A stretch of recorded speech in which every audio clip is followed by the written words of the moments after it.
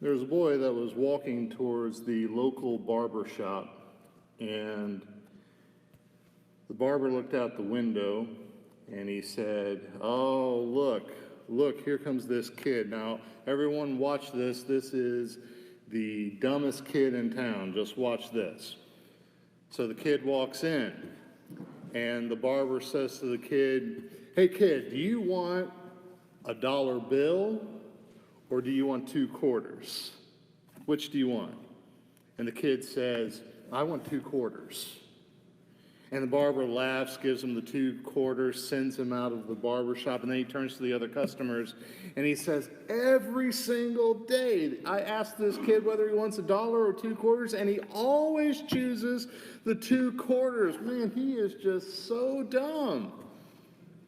So one of the customers gets his hair cut and walks out of the barber shop, walks a block over, and there's the kid in front of the local ice cream shop. He's eating an ice cream cone. So the customer says to the kid, "Hey kid, why do you always choose the 2 quarters instead of the dollar?"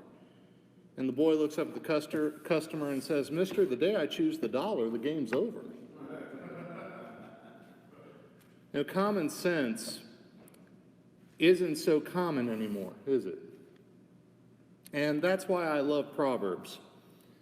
Because Proverbs is full of the wisdom of God, and let me be even more specific. Proverbs is full of the practical wisdom of God.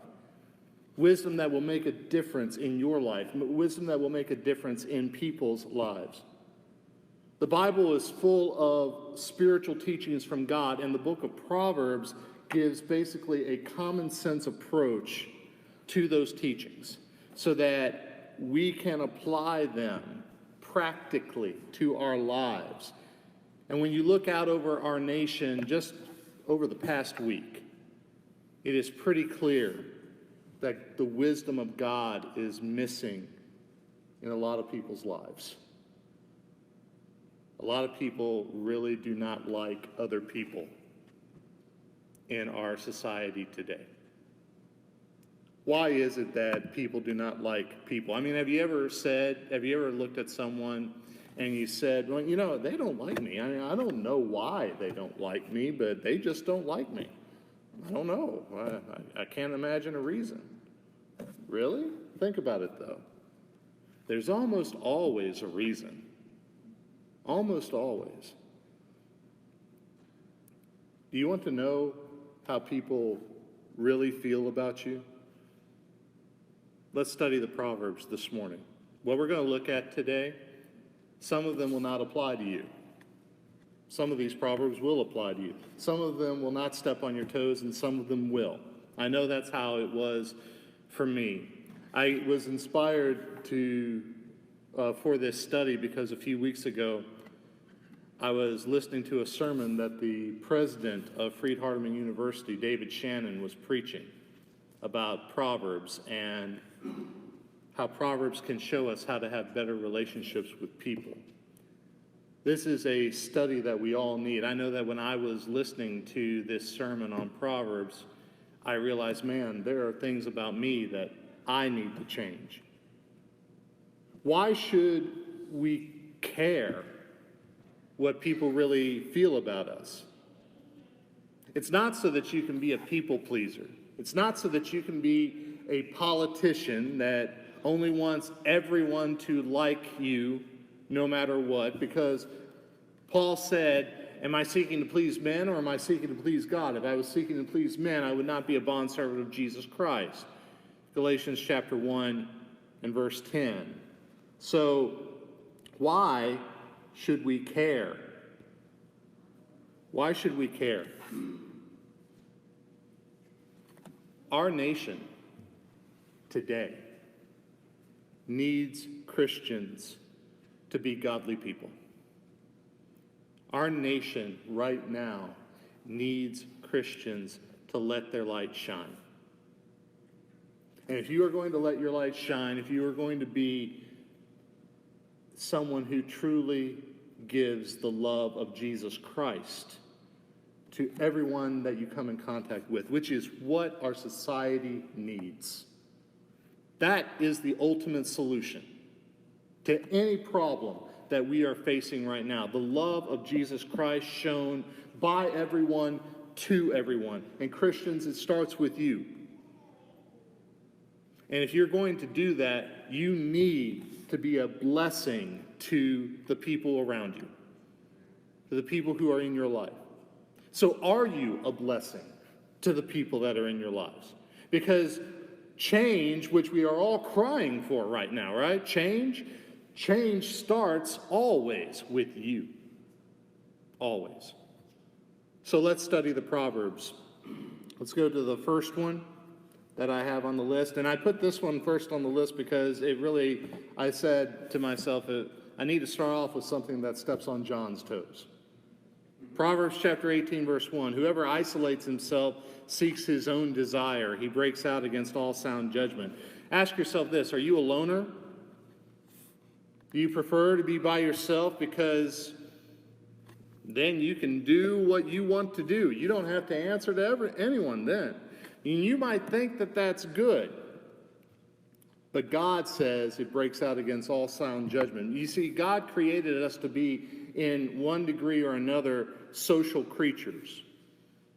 And when we interact with people, that's when we have to think not only about our own interests, but we also have to think about the interest of others as well. If you want to have a good marriage, that's what you need to do. If you want to have a good working relationship with your coworkers, that's what you need to do. If you want to have good race relations, that's what you have to do.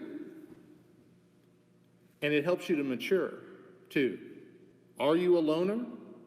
It's something to think about. The next one. Proverbs 18, verse 13 says, if one gives an answer before he hears, it is his folly and shame. Ask yourself this, are you a bad listener? Do you know the people who you're talking to and they're just waiting for you to stop talking so that they can talk?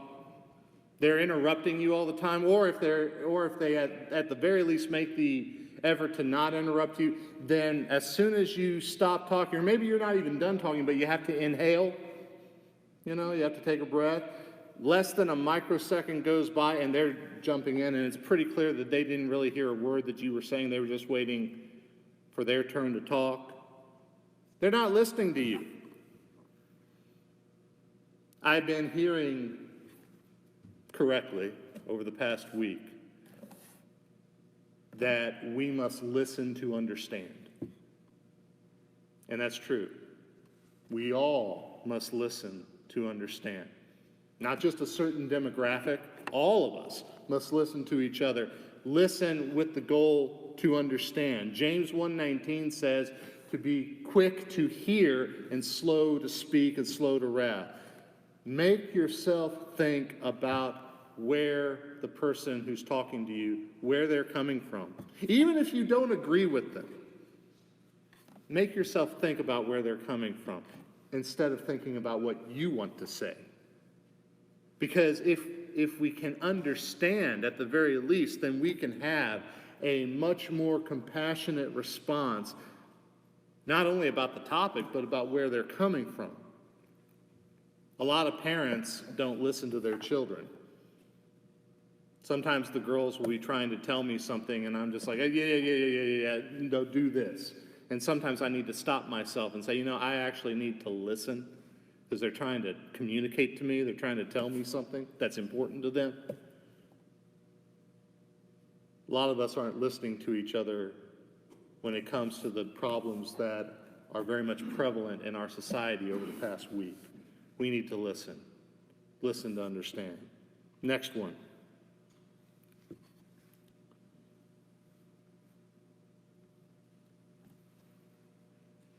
Hold on just 1 second.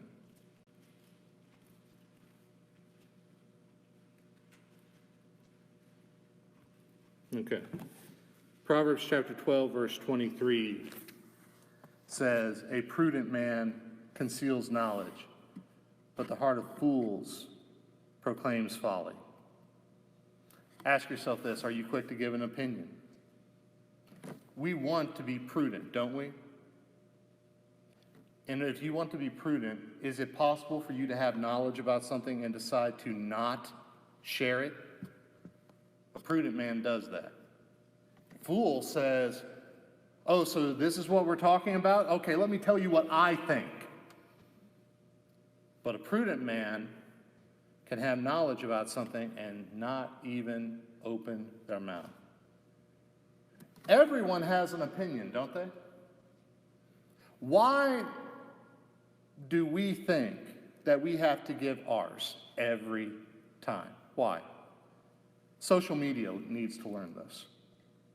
We're going to leave the Proverbs for this next one and go to the Sermon on the Mount, the Beatitudes, where Jesus said, "Blessed are the peacemakers, for they shall be called sons of God." So ask yourself this: are you an argumentative person?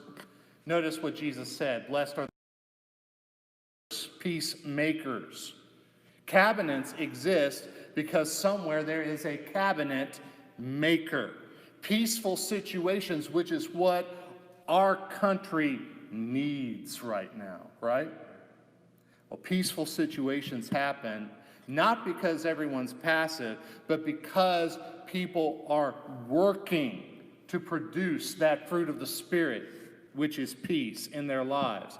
Families who are peaceful, the reason they're peaceful is because there is someone in that family who is consciously making peace. And if you go around destroying peace, don't be surprised if people don't like you.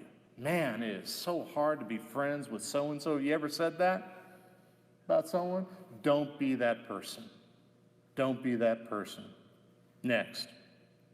Proverbs chapter 20, verse 3 says, "It is an honor for a man to keep aloof from strife, but every fool will be quarreling." Are you unforgiving? You're in a strifeful situation. Are you the person who can really get that argument going, or are you the person who says, I'm the one who's going to stop this, I'm the one who's going to apologize and ask for forgiveness? When was the last time that we took the initiative and asked for forgiveness? Because guess what? We all are wrong, and we're wrong a lot. No one likes being around someone who thinks that they're never wrong and therefore never asks for forgiveness. An honorable man will stop the strife and admit wrongdoing and ask for forgiveness. Next, Proverbs chapter 12, verse 18. "There is one whose rash words are like sword thrusts, but the tongue of the wise brings healing." Do you cut people down? You know, what was it that we were taught as kids? Sticks and stones may break my bones, but words will never hurt me. That's not true. That is not true. A sword, which is what the comparison is in the proverb, a sword hurts. And some of us speak like a sword. But if we have wisdom, God's wisdom, we will use our tongues to produce well-being of life, not injuries of life. Yeah, I want you to think about your favorite sharp kitchen knife. You're chopping up vegetables and you accidentally stab your finger. It hurts. Your words can hurt just like that.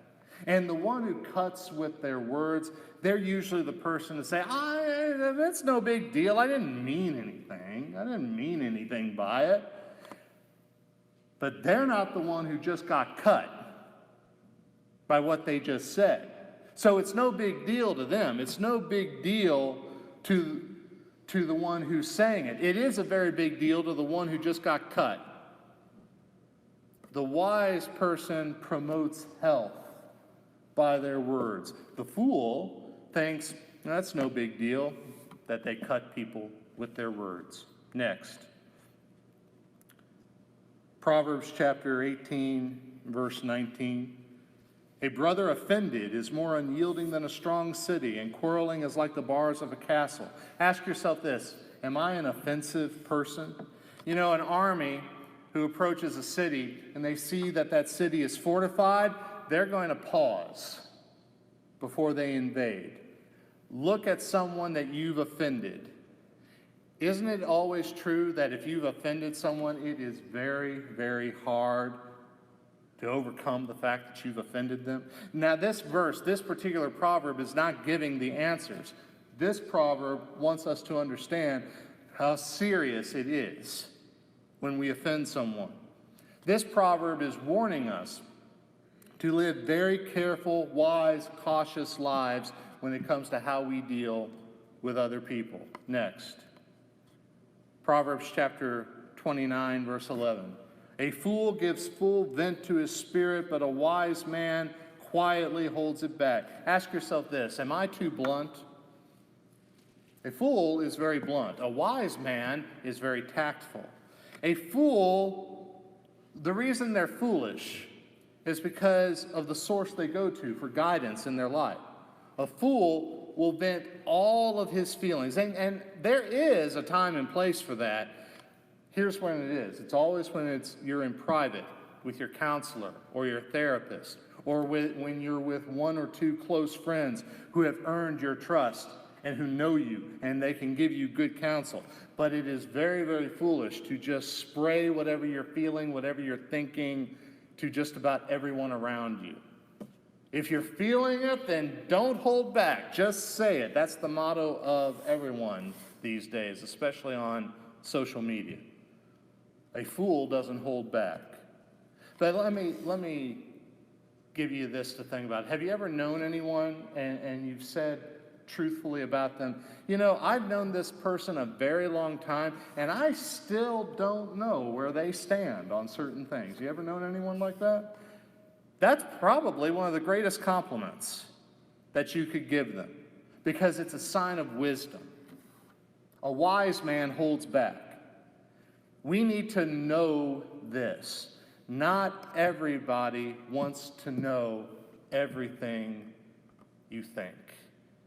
And when you see over the past week the injustices that are done in our culture, and your first impulse is to get on social media or to go to the person that you're talking to and say, let me tell you about what I think about what happened the other day. Ask yourself this, am I really going to be contributing to the solution to this by just adding on my opinion on top of everyone else's? Is that really going to help? A lot of times it won't. A lot of times it's more counterproductive than we think. Let's go to the next one. Proverbs chapter 10, verse 26. Like vinegar to the teeth and smoke to the eyes, so is the sluggard to those who send him. Do you drop the ball? Are you lazy? Have you ever had smoke in your eyes? I have. It hurts, doesn't it? It hurts. Now think of a need that you have. Think of a deadline that has to be met today, and then go send a lazy person to do it. Oh, they didn't show up? They let you down? If you are constantly a person where sometimes you do keep your commitments and sometimes you don't, then don't be surprised if a lot of people deep down really don't think highly of you, because no one enjoys being in a relationship with someone who drops the ball. Next.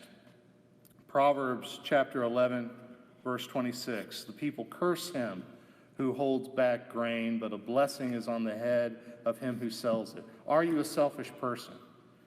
In biblical times, the poor depended on the very few who had the grain.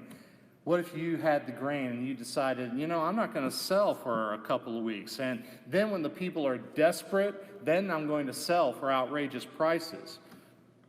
That's not going to go over well, is it? But imagine that you're a hungry person and you encounter a seller of grain, and they weren't planning on selling any grain, but they decide to help you out because you're hungry. Imagine how blessed that seller will be in the hungry person's eyes. Don't be a selfish person. Next. Proverbs chapter 17, verse 5. Whoever mocks the poor insults his maker. He who is glad at calamity will not go unpunished. Do you make fun of people?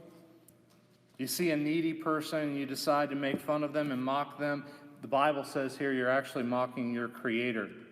Don't take pleasure at people's hardships. We might even think, well, they're getting what they deserve. We will get what we deserve when we think that. People don't like people who make fun of them. Next, Proverbs 10, verse 6. Blessings are on the head of the righteous, but the mouth of the wicked conceals violence. Are you two-faced? Hey, I see that you're being very nice to me, but I did hear what you said about me behind my back. Has anyone said that to you? Was your reply, oh, no, whoa, someone must have been lying to you. You must have misunderstood me, but in reality, they were spot on. The mouth of the wicked conceals violence. They're two-faced. This is what leads to destructive relationships. This is hypocritical, and hypocritical living like this is a reason that leads to strife between people. Next, Proverbs 11, verse 13. Whoever goes about slandering reveals secrets, but he who is trustworthy in spirit keeps a thing covered. Is it impossible for you to keep a secret? Are you the person who says, oh, I'm sorry, I didn't know you didn't want me to tell people this. You never told me to keep it to myself. If that's you, you're lacking self-control, and you're a gossiper, and people don't like you. Now think of situations where you've been in where you could have mentioned something bad about someone, but you decided not to because there wasn't a reason for it, because nothing good would come about it. Christians, that needs to be us. We ought to be experts at concealing secrets. And I'm not talking about secrets that enable people to sin or hurt people, but the idea that there's a lot of things in life we'll learn about people, and we understand that there's no reason to repeat those things to anyone, and so we won't. We need to be that person. This next one, we'll leave the Proverbs, 1 Corinthians 13, verse 5. Love does not insist on its own way. Ask yourself this, are you inflexible and controlling? Must you have your way on absolutely everything? Is compromise a sign of weakness to you? Is it your way or the highway in your marriage, at work, in the church? Because if it is, don't be surprised if people don't think highly of you or care to work with you. But the flip side of that is if you are clearly not only interested in your own ideas and your own desires, but you are also clearly willing to adapt to other people's views and other people's ideas, then don't be surprised if people generally consider you a pleasure to be around. Next, Proverbs chapter 27, verse 14, whoever blesses his neighbor with a loud voice, rising early in the morning, will be counted as cursing. Are you an insensitive person? Are you the type of person that at 6:30 in the morning, the minute there's a hint of sunlight in the sky, you're going to start up the lawnmower and mow your yard? Do you think your neighbors love you? Obviously not. Don't be an insensitive person. People don't like someone who's insensitive. Treat others the way you would want to be treated, the golden rule. Matthew 7, verse 12. Next. Proverbs 25, verse 20. Whoever sings songs to a heavy heart is like one who takes off a garment on a cold day and like vinegar on soda. Do you lack sympathy? When someone is clearly going through a very bad time, they clearly have a heavy heart. Are you the person that goes up to them with a big smile on your face and you say, oh, come on, man, cheer up. Life is so much better than you think. Don't be a downer. You're better than this. You know, you might think that you're helping them, but in reality, you're being counterproductive. You're just making them feel worse, and you're making them think that you really don't care about them and the hardship that they're going through. Learn to be sympathetic. We're going to continue this study in the next hour. But I bring this out because 2 Corinthians chapter 13, verse 5 tells us to examine ourselves, to see if we are in the faith, to test ourselves. We might think that we're not contributing to the problem, and maybe some areas we might not be. And I'm not just talking about what's going on in our nation. I'm talking about what's going on in our day-to-day lives, our day-to-day relationships with everyone we know. It's easy for us to assume that if there's a problem in a relationship, it's the other person's fault. A lot of times that's true, but there's many more times than we might think where God in his word in the Proverbs is telling us, you know, you need to work on this too. Think about these Proverbs. Think about which one of them applies to you. and work to improve. That's really how you let your light shine in the best way. That's how you make a real difference in the world, the type of difference that the world needs today.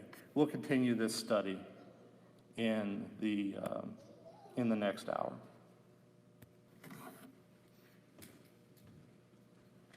Friends, this past week has been very, very troubling, hasn't it?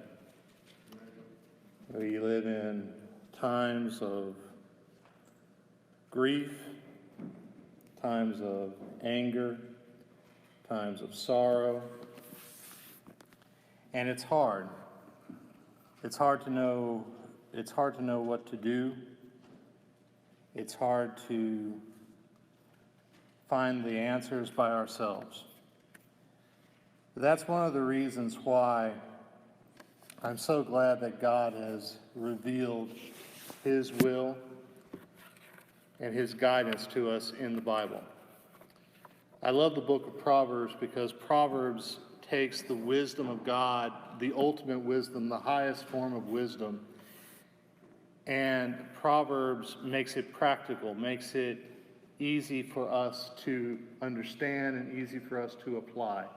The entire Bible is filled with the spiritual teachings of God. Proverbs is where you can read it and say, this is how I have to do this. This is the way to obey what God wants me to do.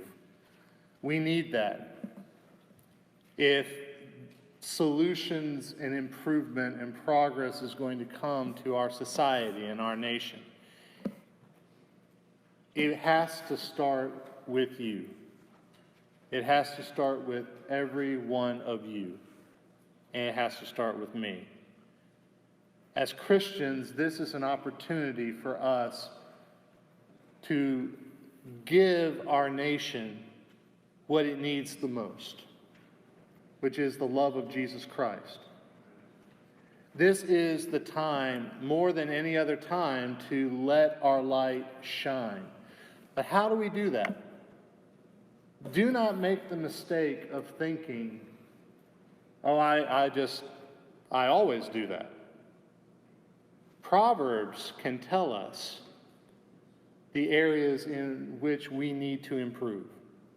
If you were watching this online in the last hour, you'll know that we went through many Proverbs and questions were asked. We read the Proverbs and then we took the message of the Proverbs and we say, am I like this? Some of these Proverbs that we're looking at today don't apply to you. Some of them do. I know that it's how it is for me. Take the ones that do, and as 2 Corinthians 13:5 says, examine yourself. Make the changes that you need to make so that you can be more of a blessing to the people around you. When Christians are a blessing to everyone they come in contact with, that's the catalyst of the needed change that our culture needs. So let's examine ourselves today by looking at these Proverbs, starting with Proverbs chapter 16, verse 21. The wise of heart is called discerning, and sweetness of speech increases persuasiveness.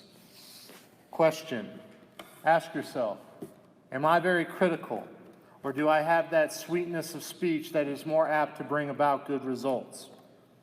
I was up pretty late last night because I couldn't sleep just watching the news coverage of all the riots that were going on, and I saw an interview of a sociologist who was giving his thoughts about what built up to where we are today. And one of the things that the sociologist said was, this is the end result of something that has been building for quite a long time. Well, what led up to this, he was asked. And something he said caught my eye. He's like, constant 24/7 criticism of everyone.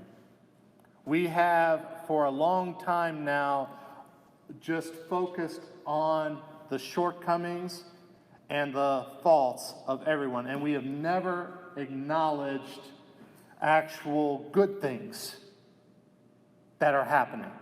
And when you focus so much on the problems, then don't be surprised when people get their fill and wrathful anger that leads to looting and violence is the result.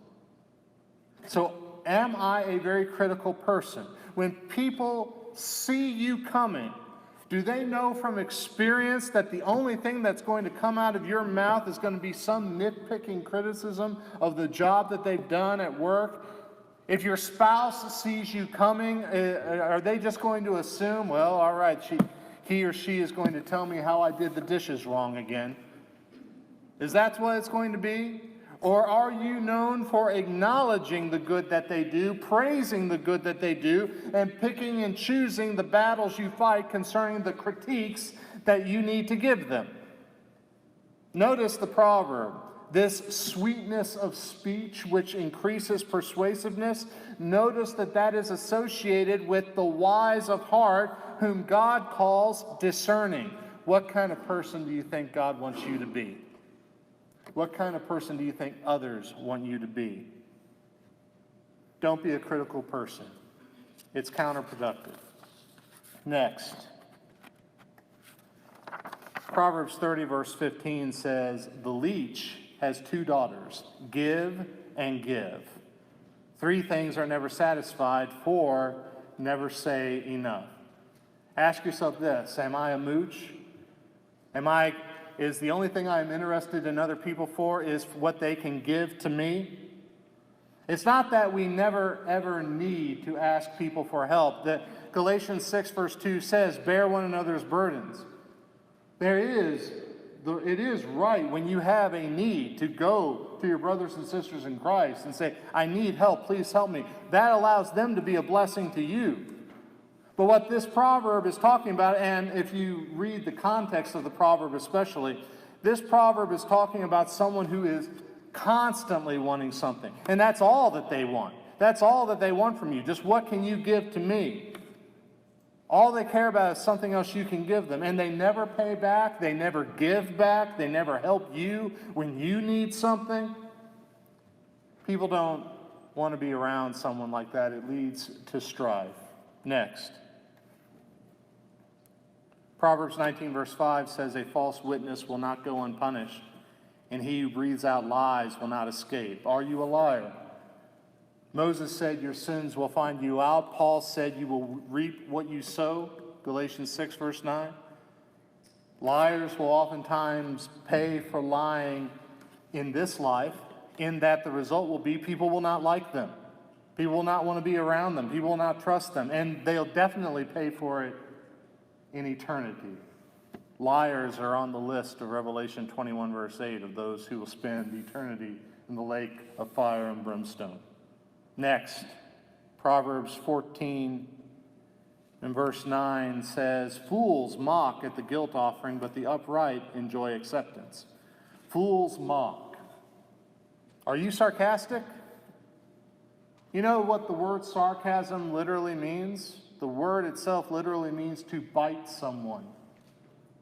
That's what it means, to bite someone. And I believe it's in Galatians 5 where the warning is given, if you bite and devour one another, take care that you are not consumed by one another. Are we the kind of person that continually laughs at and mocks other people? If you are the kind of person that always has a biting, sharp, humorous thing to say that's always at someone else's expense, if you're the kind of person that always answers a simple question or a simple comment with a statement that's designed to imply that the person you're talking to is a foolish person, then don't be surprised deep down people don't really like you all that much. Again, social media needs to hear this. I see comments on social media where if there's a disagreement, it's fine that there's a disagreement, but the very first thing they'll say is, wow, or, and then they'll give the disagreement. You know what you're doing when you're saying wow or when that's the first thing you say to someone? You're basically giving them the impression, hey, not only do I disagree with you, but I think you're kind of dumb. I really do. You're so dumb that it amazes me. That's what you're saying to them. That's what the sarcasm is doing. And when someone hears that, guess what? They're put on the defensive. They're put on the defensive, and everything that you need to tell them, they're not going to listen to it. And what's the result? Is it progress? Is it a solution? Or is it continued strife? Don't be a sarcastic person. Proverbs 14, verse 8, the next one. It's the verse right in front of this. The wisdom of the prudent is to discern his way, but the folly of fools is deceiving. Discerning his way. Let me ask you this. Do you admit when you're wrong? Look at this proverb. What makes a foolish person foolish? They're deceiving themselves. They do something wrong, but they won't admit that they've done something wrong. They won't admit it to themselves. They won't admit it to others. When was the last time someone heard you say, I am wrong? When was the last time your spouse heard you say, I'm wrong? When was the last time your children or your parents heard you say, I'm wrong? When was the last time your friends or your coworkers heard you say, I shouldn't have done that, I made a mistake? If it's been a while,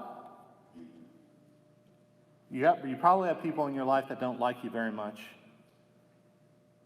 because people know when you're wrong. They do. Next, Proverbs chapter 15, verse 15. All the days of the afflicted are evil, but the cheerful of heart has a continual feast. All the days of the afflicted are evil. Are you a pessimist? Think about it. Is the glass always half empty, or are you able to see the good even in a bad situation? That sociologist that I saw interviewed last night when he was talking about what led up to all the rioting and all the anger and all the hate, that's what he was talking about. It has been for a long time where everything that is talked about it's always been approached with what's the problems of our nation. It's glass half empty. All it is focused on is the problems. The good, ignored, downplayed, dismissed. And we are seeing the result of it now, according to this sociologist.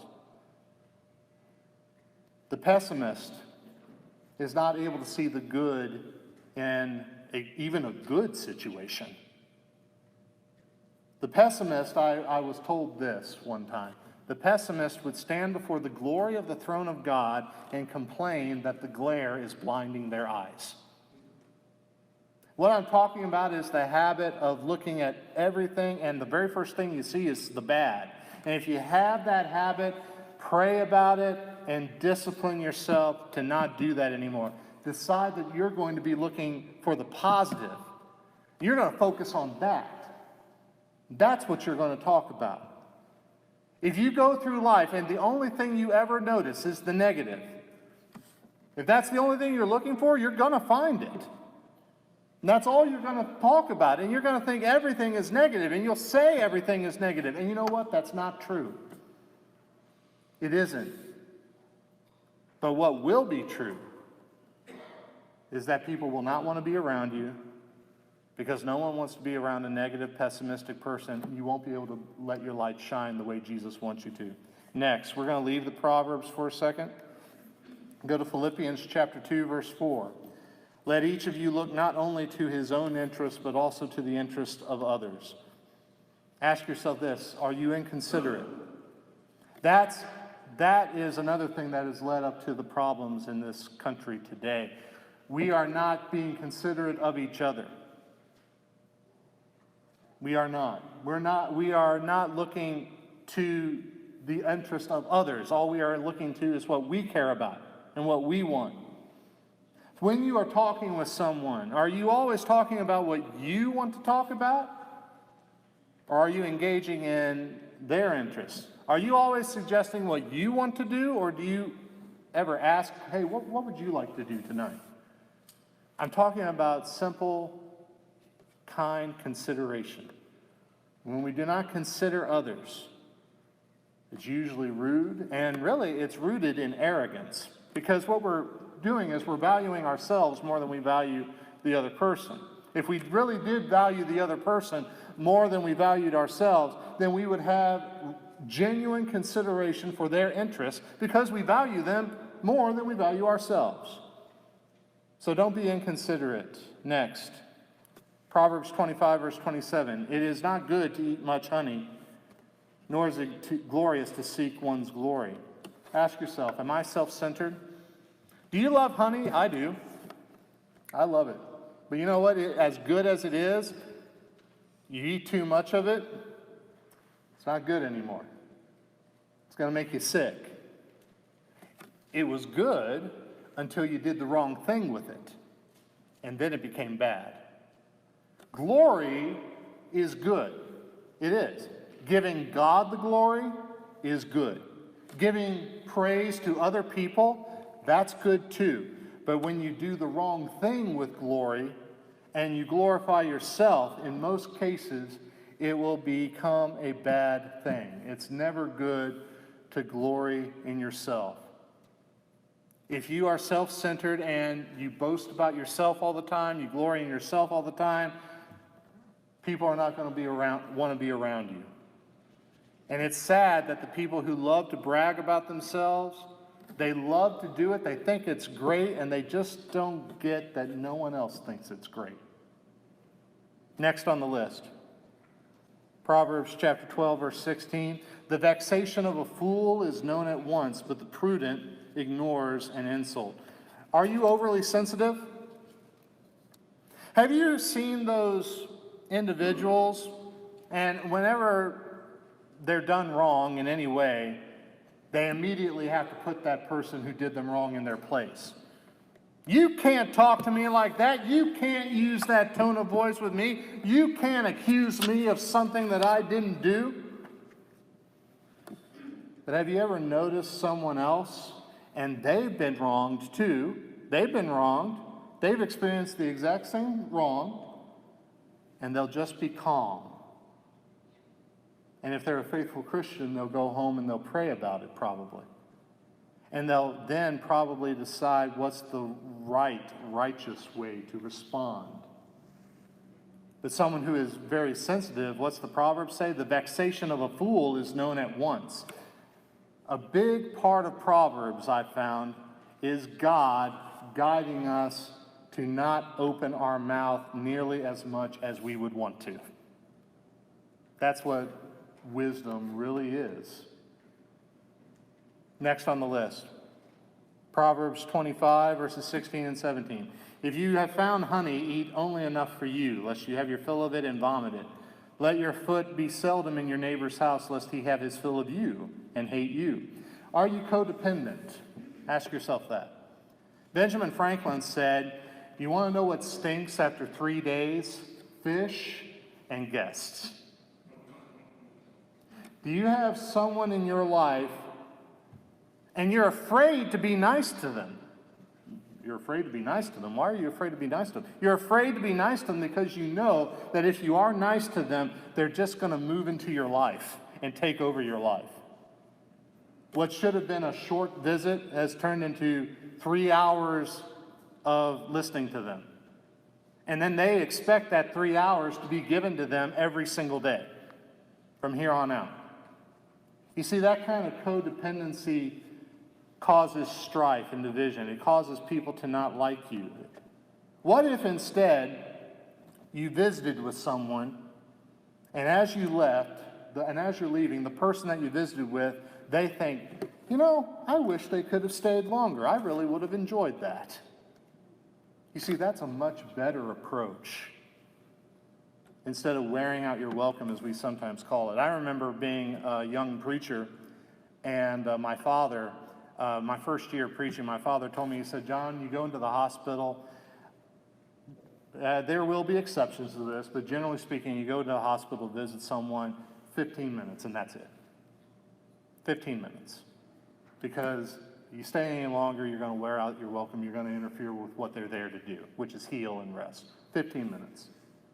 And generally, that's a good rule of thumb if you're dropping by someone's house to just visit with them too. 15 minutes tops. He got that from this proverb. Next on the list, Proverbs 27, verse 4.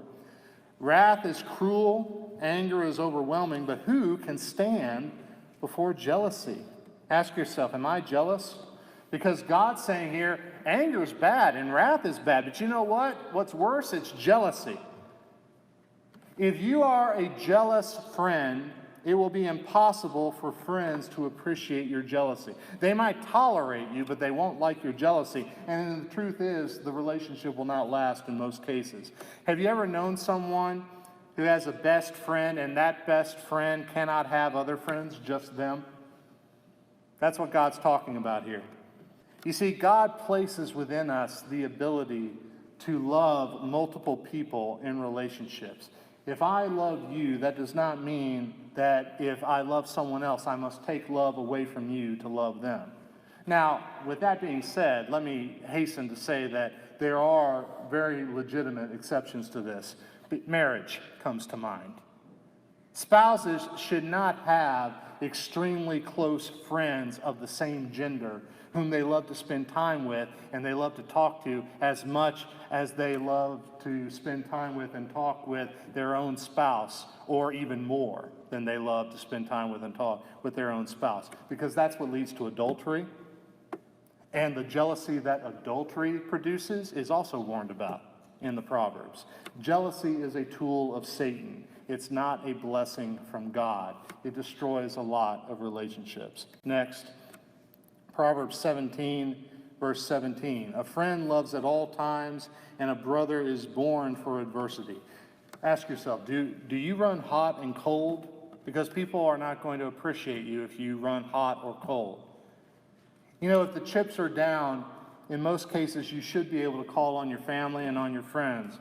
But when you need to make some kind of move early on Saturday morning, and you can't get anyone to come, you should be able to get your friend to come because they're loyal. Is it an inconvenience for them to get up early and help you move on Saturday morning? Yes, it is, but they're going to do it anyway because they're there for you at all times. They're not hot sometimes and cold other times. They're not cold towards you when it's inconvenient to them, and they're hot when it's convenient for them. No, they're there for you. A friend loves at all times. But then next, Proverbs 27, verse 5. Better is open rebuke than hidden love. I asked before, are you hot or cold? Now I'm asking, are you cold? Are you indifferent to people all the time? Because what Solomon is saying here is, I would rather have someone just come out and tell me what's wrong than pretend nothing's wrong and then say, oh, no, everything's fine, I love you.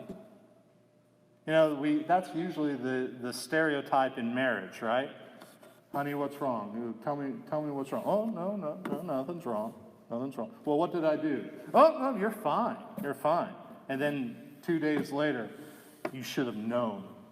You should have known that you messed up.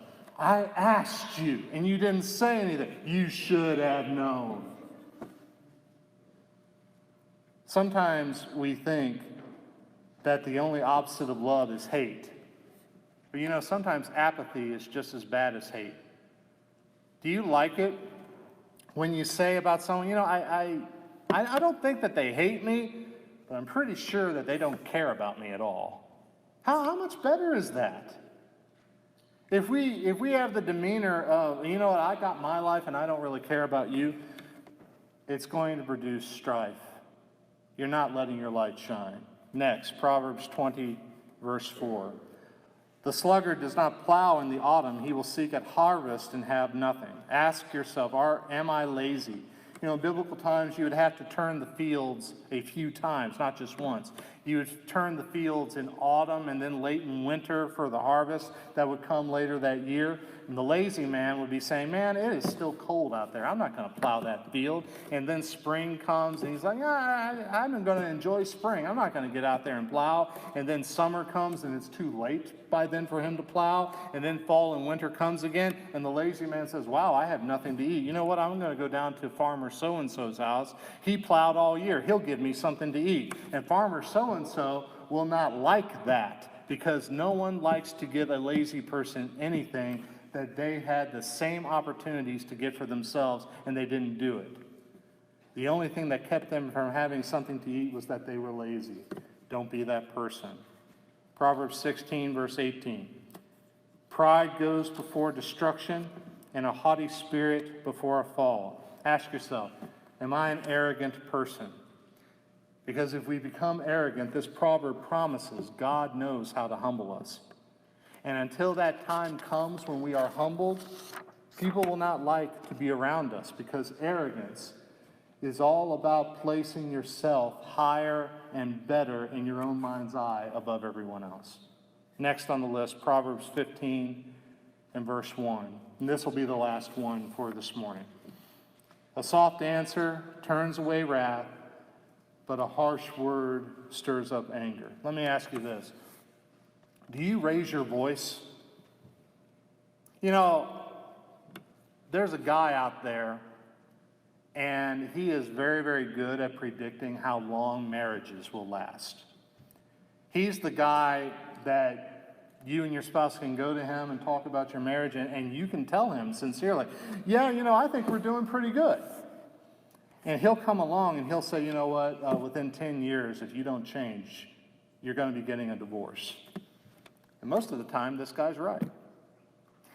This guy, and I'm talking about a real guy here, he has 7 things he looks for in a relationship. And he says if these 7 things don't change, it's going to eventually bring about the end of that relationship. One of those 7 things is what he calls the hard startup when a disagreement occurs. The hard startup. All of us have conflict. Every married relationship and every parent-child relationship, every platonic relationship, every co-worker relationship, most relationships in general will have conflict at some time, in some way. So in a moment of conflict, are you one of the people who their first thing that comes out of your mouth is, oh yeah, well let me tell you what you always do, Or are you the person who says, you've told me the problem that you have. You might be right about that. You might. Do you mind if I take some time to think about it? I'm glad you brought that up. Thank you for bringing that to my attention. How about you let me think about it and then we'll talk about it later? Are you that person? Can you imagine if every time you're in conflict, you come back with a soft answer that turns away wrath? You know how people would respond if you're that type of person? People would say, I like him. I like her. I like being around them. They're always gentle. They're always reasonable. They always seem to care about me. How does God want you to be? Look at the proverb. The soft answer or the harsh word? Which one is more conducive to letting your light shine? With the strife that is in our society today, right now, which one will help bring progress and improvement and solutions? And which one will keep that hornet's nest stirred up even more?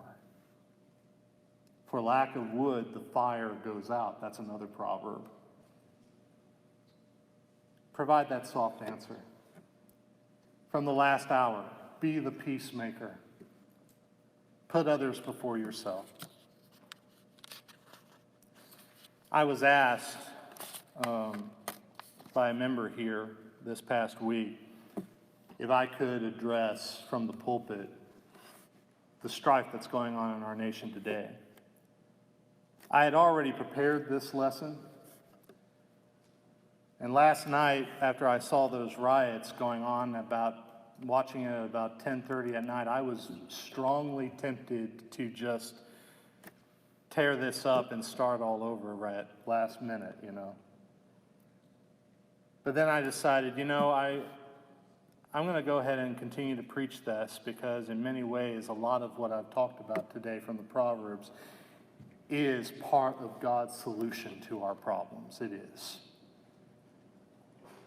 I'm going to talk more about it. I'm going to give more biblically focused thoughts about the problem of race relations next week, Lord willing. I want to have more time to think about that and to study about it. But for now, I would like to just say this. I've already said it, but I'm going to end with saying it again. The change that is needed, it comes only from each one of you. It starts and it ends with you.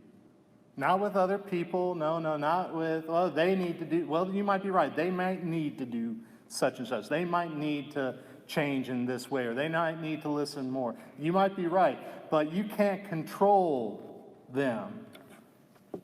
You can control you. That's the only thing you have power over, is you. What can I do? Not just to help improve the problems in our society that's on the news all the time now. What can I do, me, to improve my marriage? What can I do, me, to improve my relationship with my parents or my children? What can I do? What changes do I need to make about me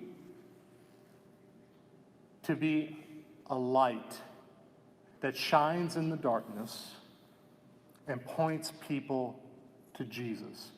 And Jesus, his love, his way, the life he wants for us, that's the solution. That's what is needed. What can I do? How can I improve? How can I change to point people to Jesus? Think about that. Thank you for listening today.